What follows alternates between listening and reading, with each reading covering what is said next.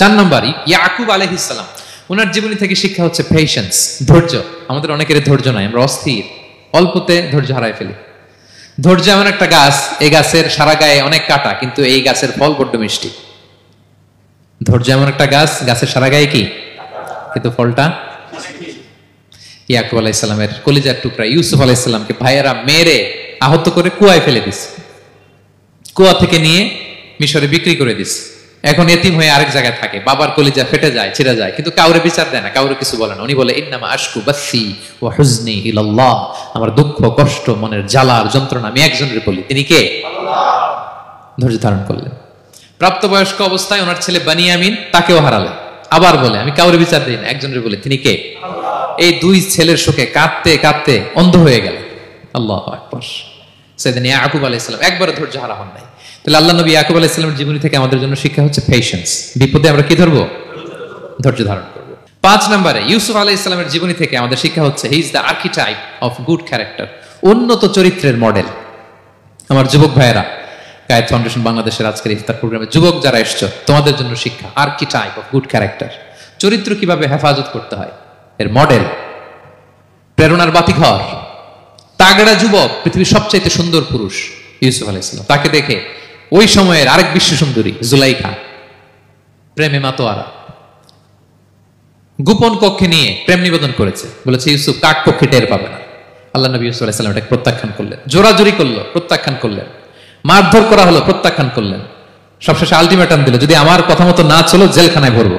উনি বললেন ক্বালা রাব্বি সিজনু আহাব্বু ইলাইয়া মিম্মা ইয়াদউনানি ইলাই, আল্লাহ এই পাপের কাজের চেয়ে জেলখানায় আমার জন্য ভালো। বিনা অপরাধে বিনা দোষে 1 যুগ মিথ্যা অপবাদে কারাবন্দী ছিলেন সাইয়েদনা ইউসুফ আলাইহিস সালাম। তারপরেও চরিত্রের ব্যাপারে 1 বিন্দুও কম্প্রোমাইজ করেন। যুবক ভাইরা, চরিত্র বড় দামি সম্পদ। সম্পদ গেলে সম্পদ আসে, স্বাস্থ্য গেলে স্বাস্থ্য আসে, একবার চরিত্র নষ্ট হলে ওই চরিত্র আর ফিরে পাওয়া যায় না। সাইয়েদনা ইউসুফ আলাইহিস সালামের জীবনী থেকে আমাদের শিক্ষা হচ্ছে চরিত্রকে কিভাবে প্রিজার্ভ করতে হয়। এটা 6 নম্বরে সাইয়েদনা ঈসা আলাইহিস সালামের জীবনী থেকে আমাদের জন্য শিক্ষা হচ্ছে স্লেভারি, দাসত্ব। কারণ আমরা সবাই গোলাম একজনের, বলেন তো কার গোলাম? আল্লাহর গোলাম। কিন্তু ওনার সব উম্মতেরা, মানে খ্রিস্টানরা তাকে বলে সান অফ গড, উনি নাকি আল্লাহর সন্তান। নাউজুবিল্লাহ পড়েন। ওনার মা ম্যারি, মানে মারিয়াম আলাইহিস সালাম নাকি আল্লাহর স্ত্রী। নাউজুবিল্লাহ।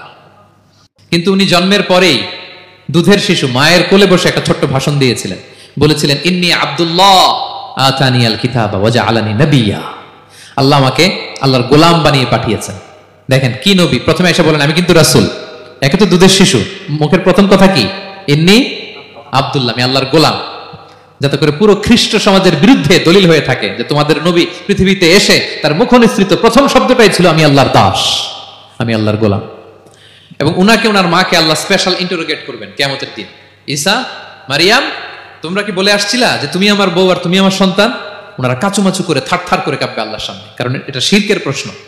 তারা বলবে আল্লাহ আমরা যদি বলতাম আপনি তো জানতেন, আপনি যা শিখিয়েছেন আমরা তাই বলেছি। আল্লাহ জানেন যে উল্টাপাল্টা কিছু বলে নাই, তারপরেও কোটি কোটি মানুষের সামনে এত বিশাল জনগোষ্ঠী কেন এই নবীকে আল্লাহর সন্তান বললো? আল্লাহ তাআলা ঈসা আলাইহিস সালামকে ছাড়বেন না, জিজ্ঞেস করবেন। তিনি বলবেন আল্লাহ আমি যে তোমার গোলাম এটার দাওয়াত দিয়েছি, আর আজীবন গোলামের মতোই ছিলাম। ঈসা আলাইহিস সালাম কৃষকের সাথে, মজুরের সাথে, কুলির সাথে, ধোপাতের সাথে বন্ধুত্ব করেছিলেন। সমাজের নিচু শ্রেণীর লোকেরা ছিল তার ফলোয়ার। আল্লাহু আকবার। তাহলে সাইয়েদনা ঈসা আলাইহিস সালামের জীবনী থেকে আমরা শিখলাম আমরা সবাই আল্লাহর গোলাম, আল্লাহর দাস। সর্বশেষ নবী, বিশ্ব নবী, পেয়ারা নবী মুহাম্মদুর রাসূলুল্লাহ সাল্লাল্লাহু আলাইহি সাল্লামের জীবনী থেকে কি শিক্ষা? এই শিক্ষা তো বলতে গেলে ঘন্টার পর ঘন্টা লাগবে। একটা শিক্ষা শুধু বলি, সেটা হচ্ছে মার্সি। ওমা আরসালনাকা ইল্লা রাহমাতাল লিল আলামিন, I have sent you as a mercy for the entire universe. নবী হে, আমি আপনাকে গোটা বিশ্বের সবার জন্য রহমত করে প্রেরণ করেছি। তিনি মানুষের জন্য রহমত, তিনি প্রাণীর জন্য রহমত, তিনি পাখির জন্য রহমত, তিনি স্ত্রীদের জন্য রহমত, তিনি উম্মতের জন্য রহমত, তিনি তার ফলোয়ার সাহাবীদের জন্য রহমত। ঠিক কিনা? তিনি কত রহমতের নবী ছিলেন? বিষ্ণু সাল্লাল্লাহু আলাইহি ওয়াসাল্লাম কতটা রহমতের নবী ছিলেন? ছোট্ট একটা উদাহরণ দিয়ে শেষ করি। বিষ্ণু সাল্লাল্লাহু আলাইহি ওয়াসাল্লাম বলেন লিকুল্লি নাবিয়িন দাওয়া মুস্তাজাবা, আল্লাহ প্রত্যেকটা নবীকে একটা করে দোয়ায়ে মুস্তাজাবা দিয়েছেন। মানে এমন দোয়া, এই দোয়া করতে দেরি কিন্তু দোয়া কবুল হতে দেরি হয়। সব নবীকে আল্লাহ বলছেন এই নবীরা তোমাদের প্রত্যেককে একটা করে দোয়া করার সুযোগ দিলাম এই দুনিয়াতে, এবং দোয়াটা করার সাথে সাথেই কবুল করে ফেলবে। বিষ্ণু বলেন লিকুল্লি নাবিয়িন দাওয়া মুস্তাজাবা, সব নবীরা একটা করে দোয়া মুস্তাজাব পেয়েছেন, দাআউ বিহা। আর নবীরা ওই দোয়াটা দুনিয়াতেই করে ফেলছে।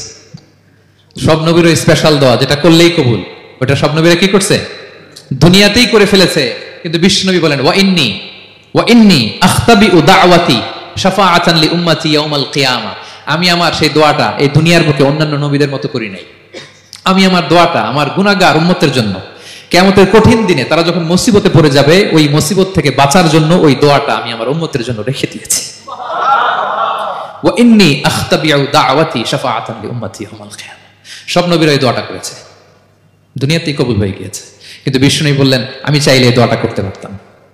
তায়েফের ময়দানে বিষ্ণুনবী ওই দোয়া করলে বিষ্ণুনবীর গা দিয়ে রক্ত ঝরে না। কুরাইশদের সাথে বিষ্ণুনবীর 3 বছর জেল খাটা লাগে না। মদিনাতে বিষ্ণুনবী অনেক না খেয়েছিলেন, পেটে পাথর বেঁধেছিলেন, দোয়া করলে জান্নাত থেকে খাবারের বস্তা চলে আসতো, মুহূর্তেই কবুল। জীবনের কোনো কঠিন পরিস্থিতিতে বিষ্ণুনবী এই দোয়াটা করে নাই। বিষ্ণুনবী বলেন আমি আমার এই দোয়াটা স্পেশালি আমার গুনাহগার উম্মতের জন্য রেখে দিয়েছি। কিয়ামতের কঠিন ময়দানে আমার গুনাহগার উম্মত যখন বিপদে পড়ে যাবে, তাদেরকে ওই বিপদ থেকে বাঁচানোর জন্য ওই দোয়াটা আমি প্রিজার্ভ করে দিয়েছি। বিষ্ণু ইসা ইসলাম আমার জন্য এই দোয়াটা রেখে দিয়েছে। প্রিয় ভাইয়েরা, এই দোয়াটা আপনার জন্য রেখে দিয়েছেন। বিষ্ণুনবী দোয়াটা আমাদের জন্য রেখে দিয়েছেন। চাইলে এই দুনিয়াতে এই দোয়াটা করতে পারতেন, করেন নাই। সব নবীরা করে ফেলেছেন। এজন্য বিষ্ণুনবীকে বলা হয়েছে ওমা আরসালনাকা ইল্লা রাহমাতাল লিল আলামিন। নবী হে, I have sent you as a mercy for the entire universe. গোটা বিশ্বের জন্য আপনাকে আমি রহমত করে প্রেরণ করেছি। আপনি রহমতের নবী, আপনি দয়ার নবী, মায়ার নবী। বিষ্ণুনবীর জীবনী থেকে শিক্ষা হচ্ছে আমরাও যেন আমাদের অধীনস্থ যারা আছে তাদের প্রতি যেন রহমদিল হই। আমরা আমাদের প্রতিবেশীদের প্রতি যেন রহমদিল হই। আমরা আমাদের ফ্যামিলির সদস্যদের প্রতি যেন রহমদিল হই। এই মার্সি, এই দয়া মায়ার ছোঁয়া যেন বিষ্ণুনবীর উম্মত হিসেবে আমাদের হৃদয়েও থাকে।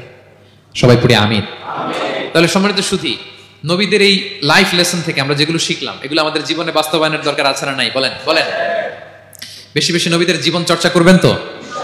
প্রফেট সিরিজের যে লেকচারগুলো আপনাদের জন্য রেখেছি আপনারা শুনবেন তো? সবাই ছেলে মেয়েদেরকে নবীদের জীবনী শেখাবেন তো? তারাই হচ্ছে আমাদের রিয়াল হিরো, তারাই হচ্ছে সুপার হিরো। দে আর আওয়ার আইকন। এবং আমাদের হেদায়েতের জন্য তাদেরকে আল্লাহ তাআলা আমাদের কাছে পাঠিয়েছেন নবী হিসেবে, রাসূল হিসেবে। নবীরা যেই পথে চলেছেন, যে দিক নির্দেশনা আমাদেরকে দিয়েছেন, আমরা যেন আমাদের জীবনকে ওই পথে ওই মতে পরিচালিত করতে পারি। আল্লাহ তাআলা আমাদের সবাইকে কথাগুলো বোঝা আর আমল করার তৌফিক দান করুন।